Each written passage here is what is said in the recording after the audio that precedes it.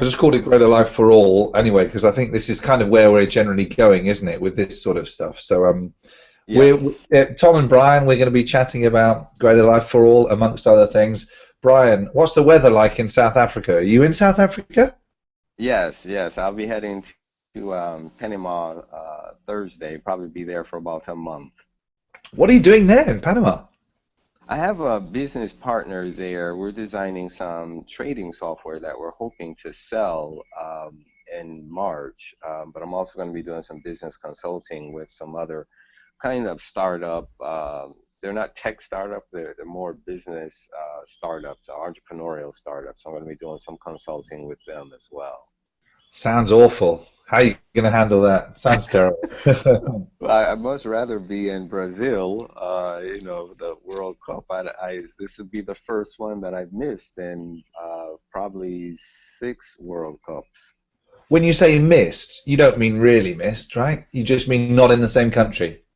Oh no, I usually go. Yeah, I go to them. I find someone who have some tickets and do some kind of strategic work for them and score some tickets. So I was quite Oh. excited. Yeah, yeah. So this will be the And of course, first. the last one was South Africa. That must Ex have been ex insane. Oh, it was awesome. It was awesome. I can't even, awesome doesn't even describe it because I Yeah. went to six different matches. So I Oh. was tucked out, but in a good way. Oh. What was your favorite game? I'm a fan of Spain. Okay. I really am. I like their finesse. Yeah. Because it's Elegant. almost like even when they're down, it's just Yeah. they don't stress out and about the game, and they just kind of know what to do. So I'm Yeah. real huge fans of Spain.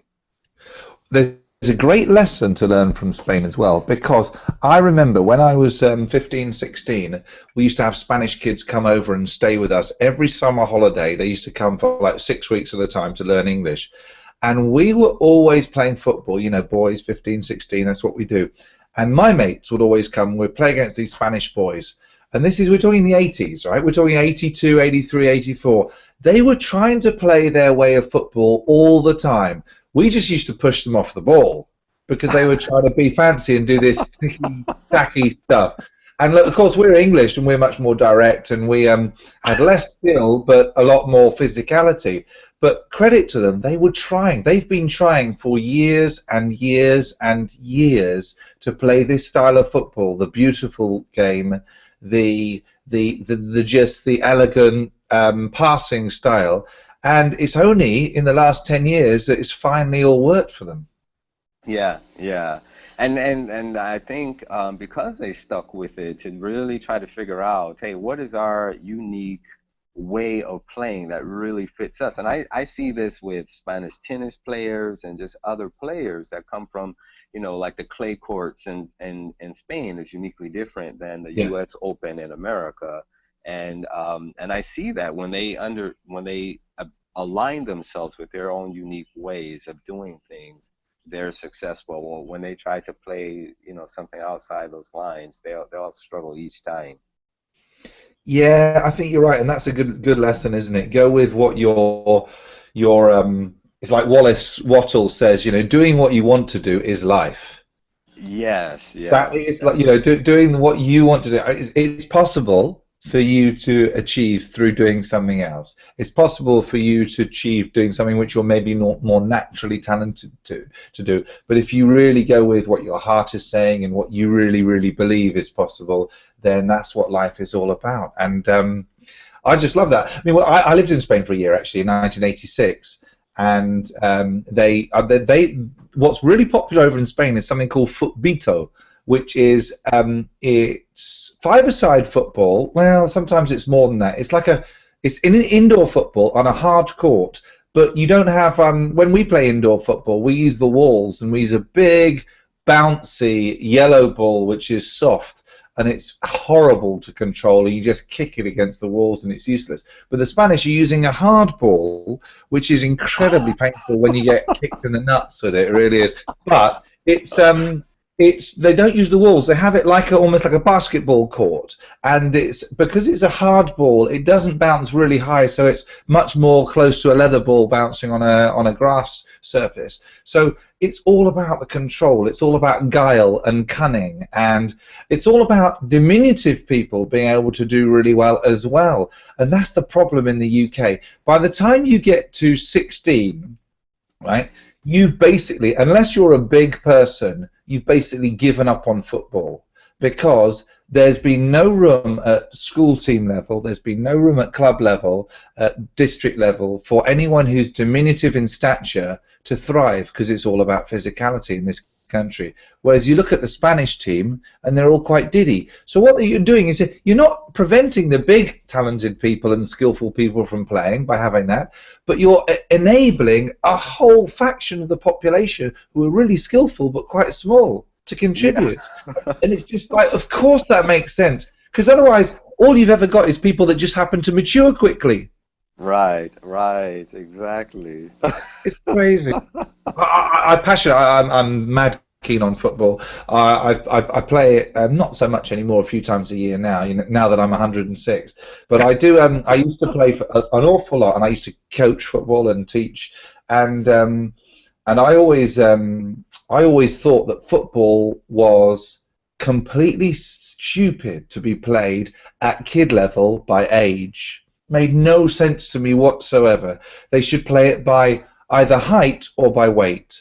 There's no way you should play it by age, because 12-year-olds can be so different. All you've got is you've got one kid who's already 6 foot and he just wins everything in the air, and it makes it miserable for everyone else. And it's just like, why are we doing that? Why are we putting, and then you extend that to, why do we send kids to school? Why is the single variable that we use to delineate them or to demark all the groups is the variable of age? Yeah, It's you're spot on insane. with that. Yeah, because that was my dilemma as well, because I was underdeveloped. Yeah. And so it's not until I had a late growth spurt. I was underdeveloped, but because of that, I was quite mature. Mm. So and that's where the difference was for me. And I knew how to handle, getting bumps. I knew how to handle Right. being Okay. amongst these guys that were a lot bigger and a lot stronger. And so I would, that's one of the things martial arts teach you is Yeah. leverage other people's energy. And Yes. Yeah. so I was really, really mature in that way, and that's what stood out for me. Yeah. But you're exactly right. When you do it by the age, it doesn't really fit because the guys that were my age were huge. I Yeah. mean, Yeah.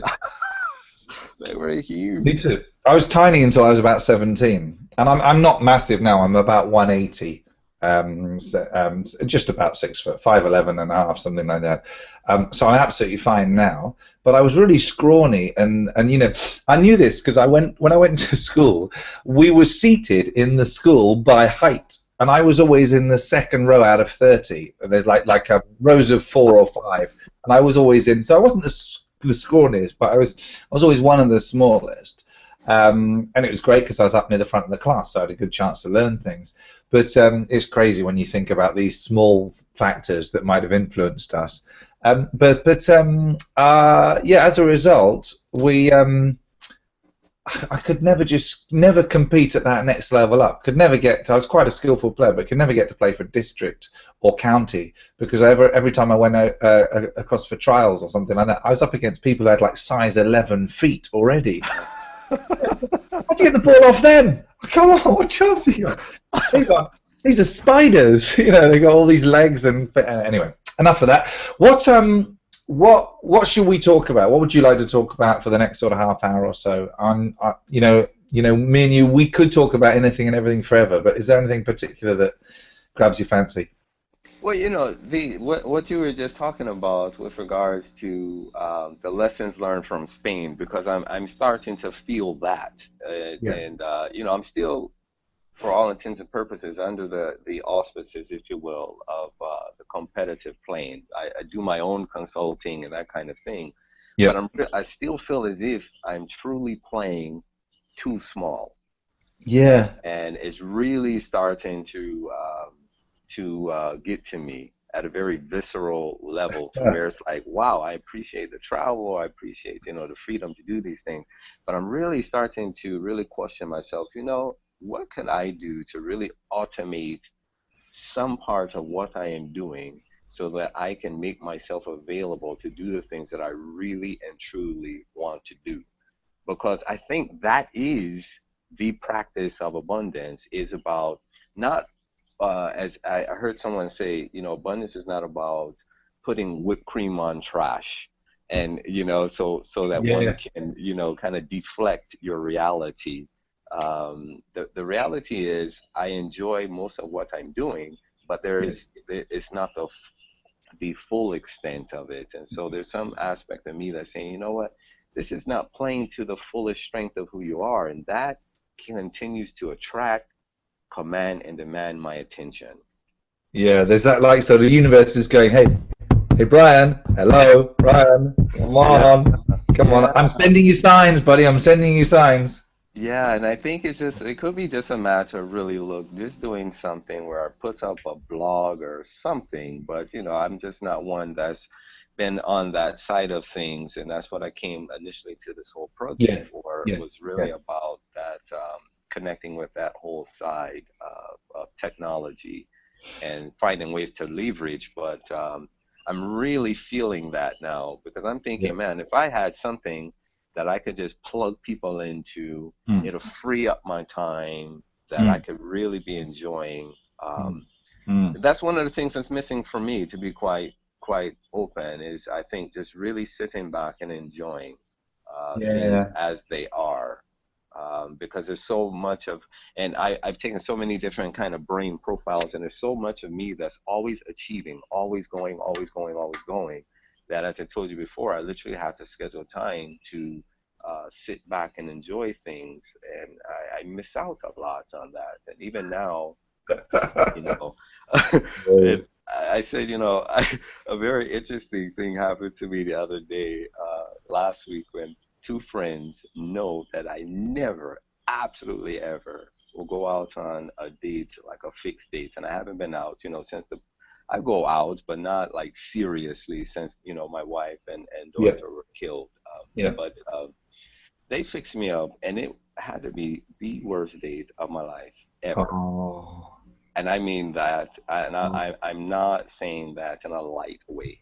Yeah. I I mean, she was a beautiful person, Yeah. a former volleyball player. She was from Sweden, Oh, sounds terrible already.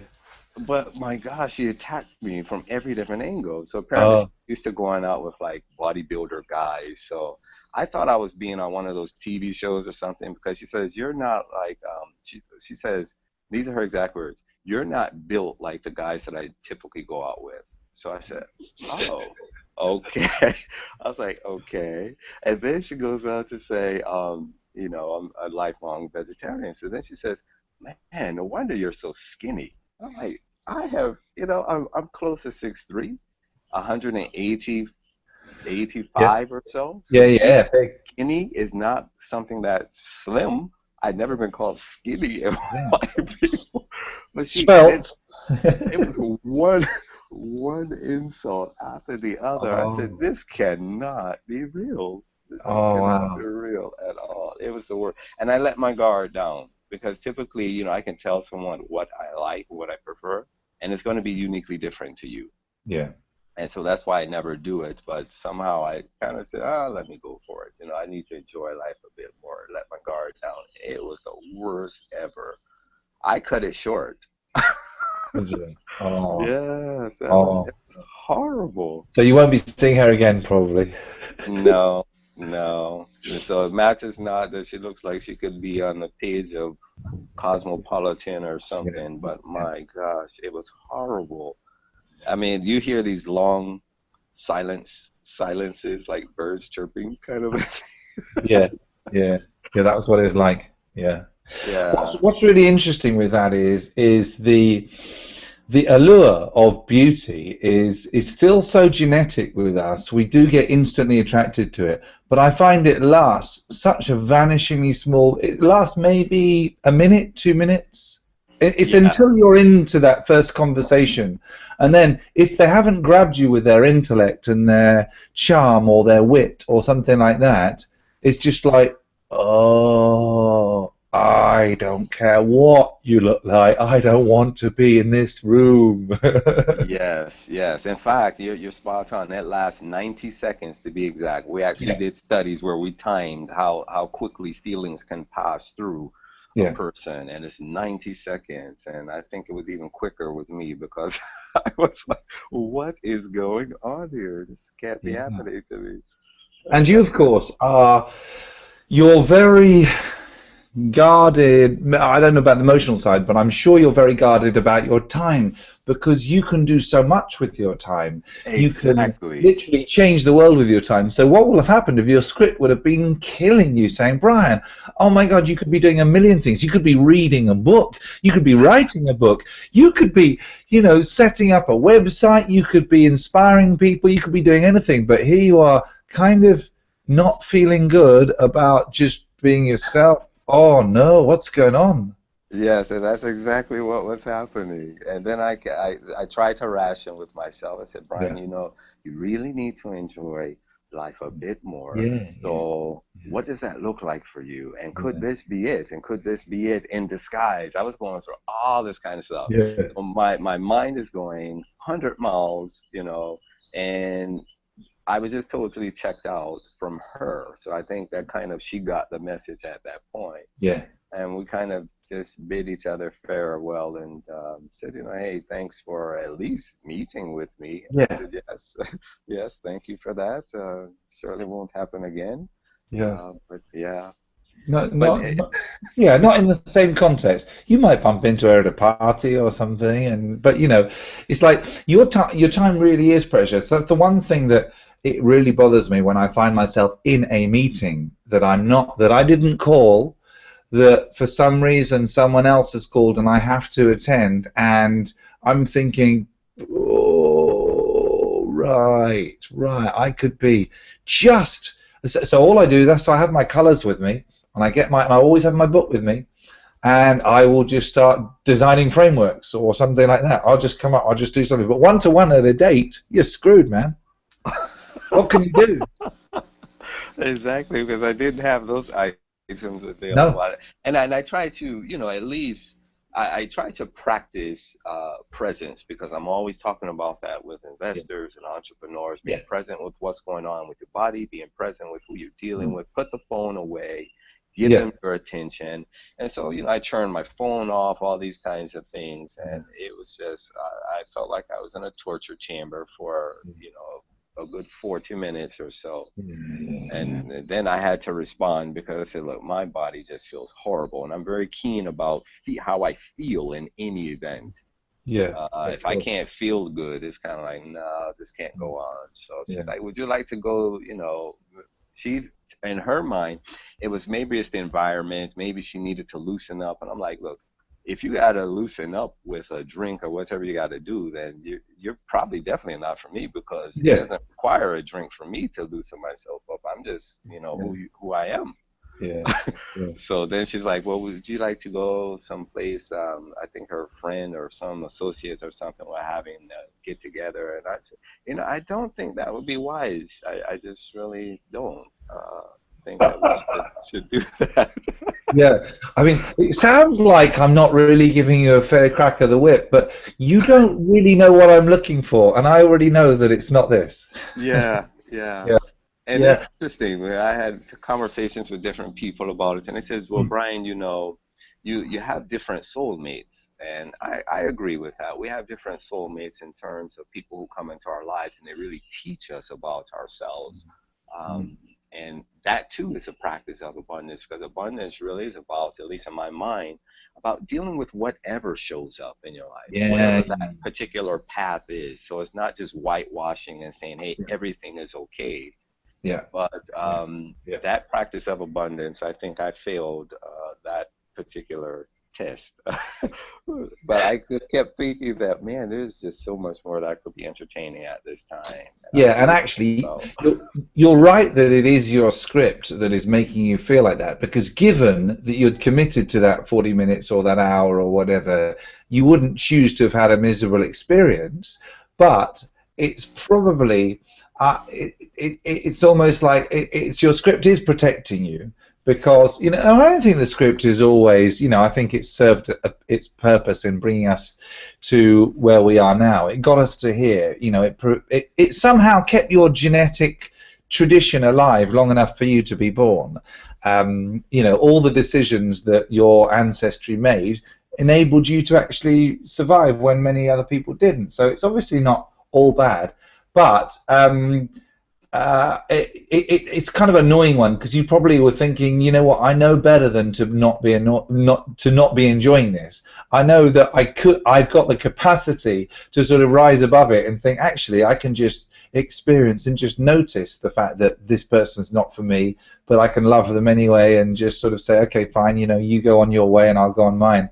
But that was probably a bit annoying for you because you probably knew you had that ability to do that, but it's just like, oh, this is just so Yeah. annoying. Yeah, and in hindsight, I did because I went to my journals as I always do with experiences and I call it my gratitude journal. And so I was writing Yeah. in my journal and said exactly what you said, that I could have risen above that had I chose to, but I think what I was so preoccupied with the script was that I really didn't want to do it to begin with. And Yeah, so yeah, yeah, I entered that path not fully embracing the consequences of doing that, of saying, okay, yeah, I'll do it because, my friends were pressuring me, that kind of thing. And she was yeah. hot, and I have to admit it. She was She very was hot. pleasing to the eyes. Yeah, yeah, yeah, yeah. So, so, and they know me. They know I'm quite, Yeah, eclectic. I don't discriminate with race or culture, yeah, any of those. yeah, So, yeah. this is, yeah, this girl, she's your type. She's athletic. Yeah, I have this thing of always dating dancers. yeah. So I don't know if that's a type per se, but that seems to be They're a physical and me. they're very athletic, well coordinated. So sports people would probably work with that as well. Yeah, yeah. The thing is that's interesting actually as well is that your script ended up talking you into going because your intuition was saying, no, Yeah, your script you listen to your script to go, so then it's kind of like, oh, you know, you feel like, oh, I should have just stuck to my guns kind of thing. I should have, you know, thought, you know, I'm not ready for this type of thing. I want to fall into a relationship naturally with someone whose mind is the most important thing, who just happens to be awesomely hot as well, right? yeah, yeah, yeah. And I think I fell into it because I'm at a point where I feel like not missing a relationship, but I think I prefer to be in Yeah, one.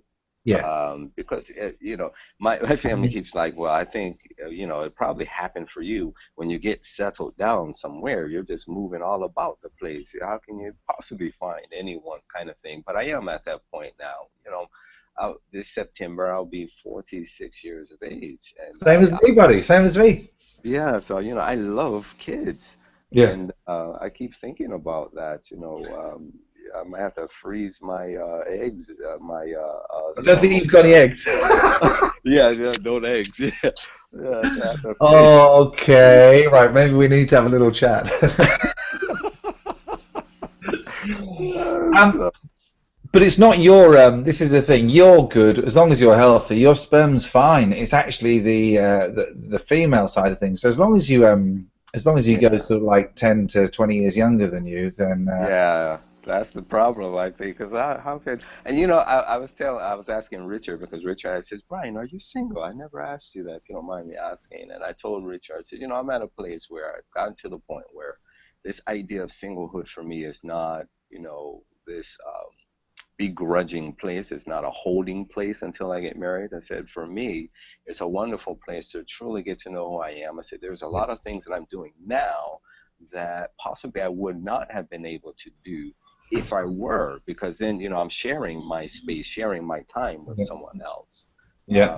And so I do hold that quite dear, but I think now I reached that point where I much prefer to share that space. But I know to do so, some things will have to be automated because there would be no way that I could really build a relationship and do all that I'm doing now. It'd be quite tough. Okay, so here's a question. There's almost two distinct things that I want you to think about. One is the abundance of doing what you actually want right now, or doing more of what you want right now. As you said, it's not about putting whipped cream on trash, but it is about choosing to spend the time where you will enjoy it most. So actually deciding that you're going to devote a little bit more time to what you truly want to do right now, like this week. Even when you're flying to Panama, even when you're in Panama, there will be things that you can be doing that is exactly what you want to be doing. And the other thing will be, with the rest of your time, working out how to organize it better. Essentially, that's all it is. Organize it so it can become a little more automatic. And so you can get, I suppose, you can be delivering the same or even greater value to people that you currently do without you necessarily being being in a position where you have to use up as much of your physical time. Right, right, exactly, exactly. Because most of these consulting projects and different things, they take up a lot of time, Yeah. takes up a lot of energy, and it's a good kind of being tired, if you will, because I love Yep. what I do. But my thing is, how do I leverage that so that I can, as you just describing, free up some of that time to really enjoy some of these other things. And I schedule time to work out. I start my Yep. day that way. Sometimes I end my day that way. So those Yep. things are on my schedule, and I don't deviate from that. Those things they're locked in. Yep. Yep. But when it comes to other aspects, of the whole lifestyle picture, some of those aspects are missing, and I'm just not. I haven't devoted as much time to it. Mm. Mm. um, Mm. and that's what Ramona. I seen one of her postings there. For her, I think it was conscious dating or something. She was having That's a it. side. Yeah. Yeah. Yeah, so I told her, it's a real dilemma, and she should put that out there because it's a real dilemma for people like myself. Because then things become categorized, and then some things become more important than others. When it's really all important, it's really about Mm. fit, deciding what is of value in the Yeah. moment Yeah. instead of Yeah. having this, compartmentalized. Because then, that's not a real pictorial of balance to me. It's not about splitting Bryan Sykes up into all these neat quarters to equal No. 100%. It's about being in the moment, and I learned that from, my marriage. Yeah. When all of that was taken from me, literally, it felt like the carpet was pulled from underneath me. Like everything that I was standing on and believed in and pouring time in was gone, and I had to recenter myself. What do I do with that time? It Yeah. took literally took time to Yeah. reconfigure Mm. that space, and I don't think that I've done it in the most. I think I handled it as best as I could, but I had to refuse to go to counseling, refuse to do all these kinds of things. I just took it one day at a time myself. Mm. But I think because of making that decision, once again, there's consequences with it. I don't judge myself for it, but I don't think I handle it as best as it possibly could. And so those deficiency, if that's what it is, I think are present even now. Mm. And so Mm. I find myself dealing with them when it comes to, okay, Brian, wow, when it comes to lifestyle, as far as how you eat, how you're delegating, physical fitness and all these different kinds of things, you have that on lock. But when it comes to other areas, it's like, not so. Yeah. Yeah. Yeah, Yeah. Yeah.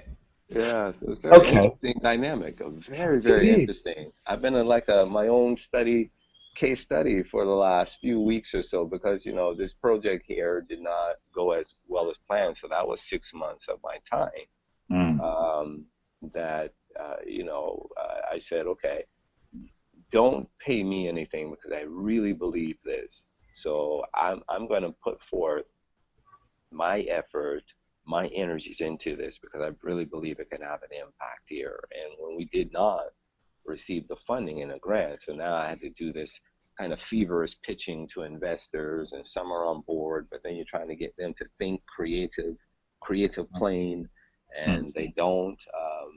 So that was 6 months. And so, you start piling on disappointment after disappointment after disappointment.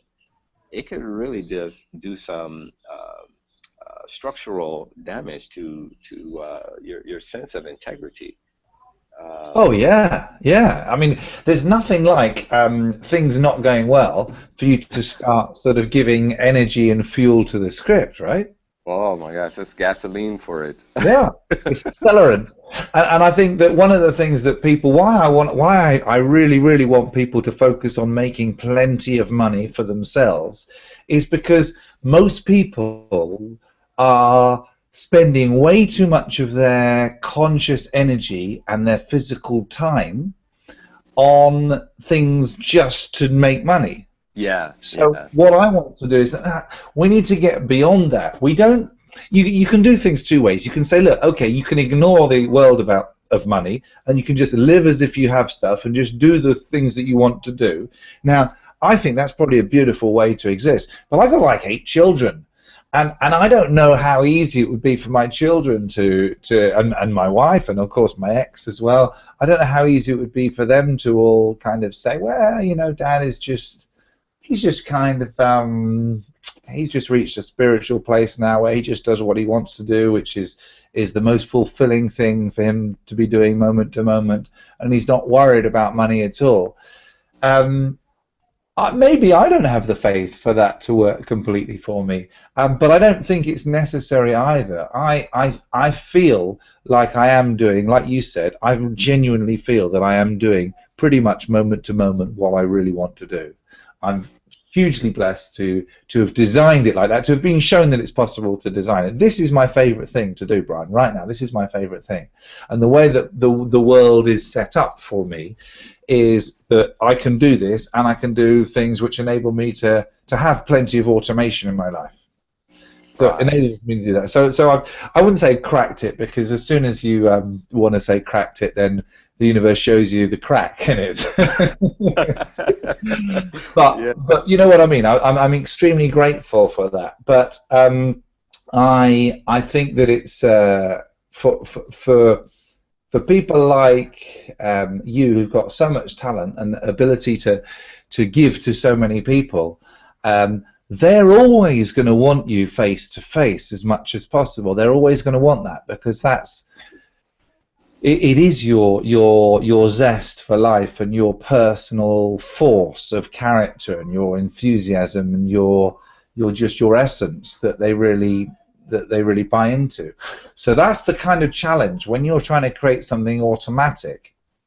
You've almost got to analyze it from a scientific perspective and say, okay, I know that I'm never going to be able to match the value that I give through an automated system, but I know that I'm going to be able to reach hundreds of thousands more people. Right, And I right. know that if I do it right, and this is why I went into the whole online industry and Udemy, and that's initially one of the reasons we were talking, wasn't it? Because you said, look, I've got some brilliant ideas that I can do that can become automated. Um, because I felt that the two things, I felt the most important thing for me was reach. Reach first, because with reach comes value, and if you reach a lot of people and give value to a lot of people, then the universe is going to look after you. I genuinely believe that, and that it's worked out pretty nicely. And now I still do consulting that I would probably choose to do less of, but I only do about probably 8 to 10 days a month where I Wow. am doing anything other than what I really, really want to do. And even those 8 to 10 days a month, it's a bit like you. You love it when you're doing it, and you know that you're changing Right, lives right. when you're doing it. But I'm also, what I've done is, in the consulting that I'm doing, I'm almost able to stay entirely on the creative plane with it, because I'm talking about ideas, I'm talking about people just realizing their full potential themselves and unlocking their own powers. And as a result, it's so synchronous with my other work that I don't think I would ever give that up. I might drop it down to 3 to 4 days a month, um, or I might replace it with maybe more large kind of keynote presentations, which I don't do a lot of at the moment because they're a bit of a faff, really. Yeah, yeah, exactly. I feel the same way. I I mean, feel exactly. this is I'm on the internet with you, Brian. This is perfect for me, and I can do this in my office at home, right? If I have to Yeah, fly to yeah, Amsterdam, or it's like, yeah, so you're the same in that. exactly. I feel the same way, and I think that's where I am. Is really about that's where the automation will would help is to just free up Yeah, to not have to do so many of them because if I don't do it, then I'm in trouble because yeah, then I that's right. start Yeah, to lose some of the days, yeah, that I'm yeah, able to yeah. support self Yeah. and family. So that automation, I think, is the kind of the missing piece of the puzzle that will just help to really leverage all of this, I think. What about this? How about I'm just shooting from the hip without having thought about it. But what about you do both? Um, you make your automated services also totally match what you're planning to do with kind of the rest of your time anyway. So you're kind of when you're working on your creative play in industry um, time, that is also gearing up to so if you could repackage all the things that you're currently operating on the competitive plane, but repackage it through what you're kind of conceiving anyway with the Greater Life for All network or something similar, you know, Right. package the because I know that you're onto something. Because when you sent me that stuff the other day from the Entheos, and I had a look at a couple of other things, I know that you know that they're doing it wrong, but they're still trying to do a really noble thing. And I know Right. that you know that the world is ready for something better, and I know that you believe that it can be automated in a way that brings greater life for all, including you, because you are part of all. So I know that you know that. So what if you said, okay, let's not think about this week is a great week for the Reasonable Wealth Program. It's look, the greatest way we bring greater life for all is by remembering that we are part of all ourselves.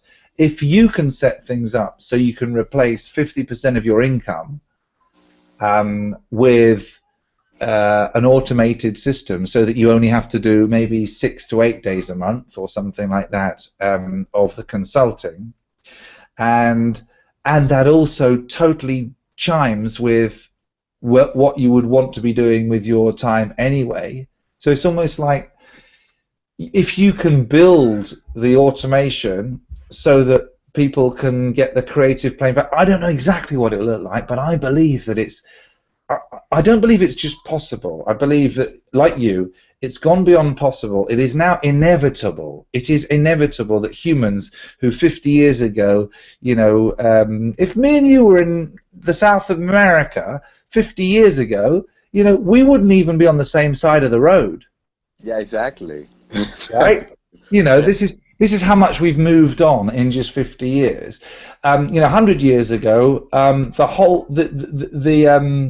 Europe was just about to go into war in 2000. 100 years ago, we're 2014. In 1914, we're talking about the Great War. So we've moved a long way in 100 years, and it might not be 10 years, it might not be 15 years, it might be not even be 50 years before we get exactly where we want to be. But I don't think as you, Brian, I don't think we're that far away. Maybe we just have to be a little bit bolder and say, maybe we don't even try to. Maybe we don't even try to be in the creative plane, sorry, in the competitive plane, but not of it. Maybe we just say, look, we're going to go out and set up, like Fuller says, we're going to actually design not just a new way of doing business, but a new thing that will kind of perhaps replace business. Maybe we can design it. Maybe we can create, if we do it properly, the greater life for all, for us included, right away. Maybe that's where the automation comes in. Because if you think about it, Buckminster Fuller's main, I suppose, his belief system was based on the ephemeralization, the fact that as technology made things more and more automated, humans will be able to have such a raised advantage overall because of this automation that people wouldn't need to sit in the sit in a booth at the start of a tunnel to collect money. Those sorts of jobs won't be needed. People won't need to be on an assembly line because the robots that we will design will do it. So maybe we just need to apply that model to investing using your insight, and maybe just need a bit more faith and say, look, why don't we actually just create this new way of operating? Yeah, yeah, and I spoke with quite a few. I guess they're marketing consultants and things. They work with like Ogilvy and Mather, and they talk about the 4 E's. They say the 4 P's in marketing used to be all about how you position something, how you package it, how you promote it, and who you partner with. And they say that's now moved to what they call the 4 E's, and it's all about now creating an experience for people. Doing that every place because you can do it through technology. Everywhere, And then people want an equitable exchange, something that's really going to help them implement. So it's not just the information. And they said that leads to something called evangelism, where you build a true community. And so she said, if I just focus on the 4 E's, she says, there's nothing holding me back from doing exactly what you just described right now. She says, don't even worry about designing a website. She said, at least just put up a landing page that says you're coming soon. Start building the audience, get them centered around your specific way of doing, your specific language, your specific curriculum, whatever it is. And you really start to build community, because she said in her mind, what professional marketers look at, in her mind, another way of saying community is market. A market is any place where there's people. And so if you're exchanging something of equity for people, and you're doing it in such a way, she says, you can build an incredible community. And that's the power of what technology can bring to the table for you, because there's no longer the big guys and the little guys, because with technology, it's a great leveler now. So, she said it doesn't take much to really create the brand, but the brand must be unique. The brand must speak your voice. And that goes back to that whole thing of what we were just talking about earlier about the lessons learned from Spain. When you can do something from your own voice, you're uniquely positioned. That in and of itself is where the abundance starts, because the universe can only speak to you based on your unique design. That's right. It's like, and what you want out of life is exactly what your DNA has kind of programmed you to want out of life, which is different from what I want, and your experiences obviously as well. But okay, because I've got to go now. But listen, let's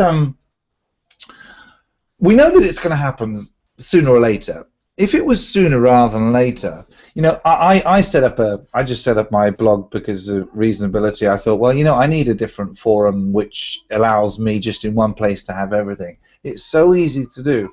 Why don't we just say, okay, by the end of May we'll have the basic sort of community thing set up for the Greater Life for All, which I think really it does need to have you steering the vision, because you have the language that you're the translator of the vision into. I really think that the value will be not being on the competitive plane. I think that even being creative, but I still think we need a translator. I still think we need you to go out there and say, look, this is what it looks like. This is what we believe in a way that people are going to get it. Because we still need toothpaste and soap and towels and food and shelter. We still need all that sort of stuff. And as soon as some people, if we go into them with, this lady you went out to dinner with the other night, she's probably a lovely lady, right? She probably is really great. And in a different context, in a different scenario, you might well have discovered that you had quite a lot in common. But if she's leading with stuff like, well, you're a bit skinny and you're not kind of the same physique as some of the guys I go out with, you're never going to get past the initial kind of, oh.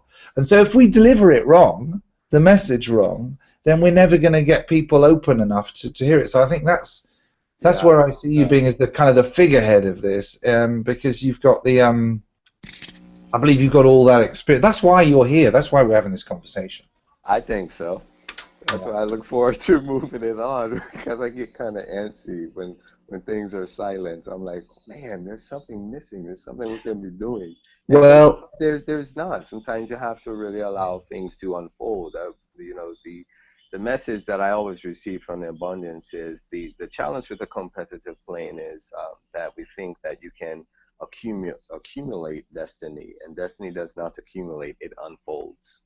And yeah, there's a unique difference. yeah. Yeah, Yeah. I've really got to go. But the Okay. last thing I'll leave you with is I'm ready to take as much action on this and everything as quick. I'm a bit, as I say, okay, I had the baby. Well, I didn't, but last time. But in that time, I've whacked up my blog because I just had a few hours here and there. Not enough to actually plan to do one-to-ones or anything that required coordination, but I can do it on my own. So I just poof, it's all up there. It works great. It looks lovely on mobile. All those sorts of things. That sort of thing we can do right away without any. We don't need. Look, we're working for and in ourselves. We don't need to get permission from anybody to do anything. Right, So right. you can do whatever you like, and I think that I'm up for it. Whatever you're up for, I'm up for. I definitely think that when you first spoke to me, it was about these smarter communities. It's still that. That's exactly what it's all about. It's about creating communities that are just insanely awesome, that people will become raving fans of, and they can't stop talking about. And like you'll be out to dinner with somebody, and they'll start telling you about this amazing thing, and next thing you know, it's you. They're talking about you. Yeah, Like the yeah. guy I bumped in, I told you, didn't I? I said on one of the hangouts, I went out to dinner with this Thought Extension network I'm part of, and the guy has set it up. A good friend of mine, really good speaker, great guy. He's introducing me to this guy. He's a player. He doesn't work for Google. Works for there's a bunch of people, that sort of thing, digital marketing. Bit of a player in that. Super guy. And then he goes, "Oh, I know you." I said, "Really?" He goes, "Yeah, I'm doing one of your programs." It's like, that sort of thing is going to happen to you sooner than you can imagine. Yeah, yeah. Well, I'll get a hold of Sam, and then Yeah, we'll get back to you. yeah. Let's just do it. Let's just say, okay, like, well, what are we now with the 27th? Let's get it live by the end of this month. And I think that we should do everything. When I say everything, I think we should have an open Google Plus community as well. Um, Yeah, and I yeah. think we should definitely, and we should have WhatsApp. Use that, or maybe not necessarily. It doesn't have to be WhatsApp. It could be a different, but chat kind of provider. But I think we should have that going. And I think that we build it before we're ready, before we know what it looks like, and we just got the right principles, and I think it'll unfold the way we want it to. I'm up for that. Let's do it. Excellent. I've got to Okay. go because my wife's going to kill me. I still live in the competitive plane at times. All right, buddy. Take care, Okay. mate. See Okay, you. thank you. Bye.